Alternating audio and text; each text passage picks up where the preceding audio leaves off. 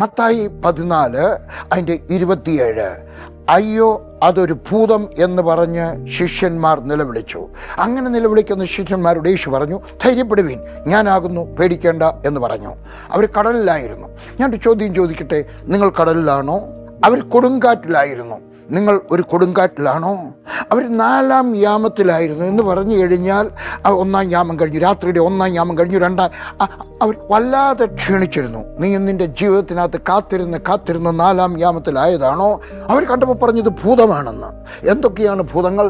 ദുസ്വഭാവത്തിൻ്റെ ഭൂതം, രോഗത്തിൻ്റെ ഭൂതം, കലഹത്തിൻ്റെ ഭൂതം, ദാരിദ്ര്യത്തിൻ്റെ ഭൂതം. നിങ്ങൾക്കറിയാവും, നിങ്ങളുടെ വീട്ടിൽ കുടുംബ വഴക്ക് വരുന്നത് സാധാരണ വരുന്നതല്ല, പിന്നെ അതൊരു കുടുംബ വഴക്ക് കൊണ്ടുവരുന്ന ഒരു ഭൂതം കാണാം.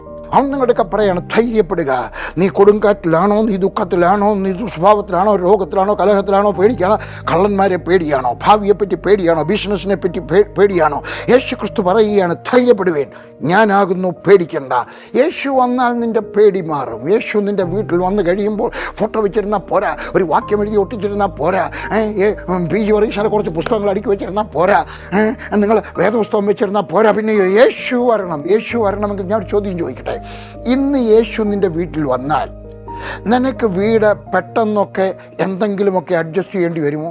യേശു വന്നു കഴിഞ്ഞാൽ നിങ്ങളുടെ വീട്ടിലിരിക്കുന്ന ആഷ്ട്രേ എടുത്ത് ഒളിപ്പിക്കേണ്ടി വരുമോ? യേശു വന്നു കഴിഞ്ഞാൽ നിങ്ങളുടെ വീട്ടിലിരിക്കുന്ന CD ഒളിക്കേണ്ടി വരുമോ? ഞാൻ ചോദിക്കുകയാണ്, യേശു വന്നു കഴിഞ്ഞാൽ നിങ്ങളുടെ വീട്ടിലിരിക്കുന്ന വിസ്കി കുപ്പി ഒളിക്കേണ്ടി വരുമോ? ഞാൻ ചോദിക്കുകയാണ്, നിങ്ങളുടെ വീട്ടിൽ വന്നാൽ അവിടെ ഇരിക്കുന്ന സിഗരറ്റ് നിങ്ങൾക്ക് ഒതുക്കേണ്ടി വരുമോ? ഞാൻ നിങ്ങൾക്ക് ചോദിക്കുകയാണ്, യേശു വന്നു കഴിഞ്ഞാൽ നിങ്ങൾക്ക് സ്വീകരിക്കുവാൻ കഴിയുമോ?